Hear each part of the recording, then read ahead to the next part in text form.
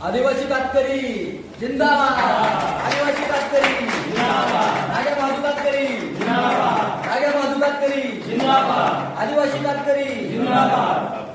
Doctor Babasaheb आंबेडकरांचा विजय असो। बहुजन आघाडीच्या आजच्या ऑफिसच्या उद्घाटनाच्या निमित्तानं आपण सर्वजण या ठिकाणी जमलेलो आहोत।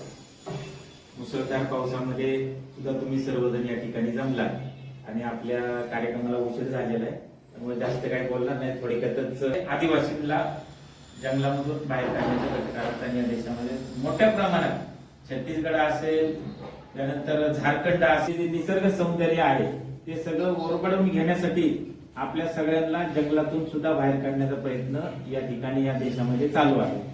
आज मॅनेज केली जातात आणि तो समाज म्हणजे आदिवासी समाज आहे। तर या आदिवासी समाज म्हणजे हा लढाऊ समाज आहे की तो कुणालाही शरण गेलेला नाही आजपर्यंत। या ठिकाणी ब्रिटिश होते, ब्रिटिशांच्या विरोधामध्ये आपण लढलो।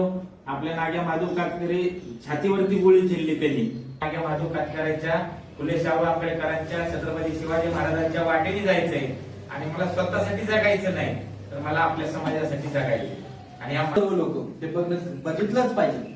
जरा ह्या गोष्टी जर तुम्ही केलं, आपलं स्थायिक ऑफिस जर असेल तर आपल्या लोकांना ताकद भेटते, आपल्या लोकांना आधार भेटतो। आज या महाराष्ट्रामध्ये जिथं कुठं आता कातकरी समाज इथं राहतोय ना, तर तो आता कुठल्या गोष्टीला, कुठल्या मारायला, कुणाला, कुठल्या लोकांना घाबरत नाही।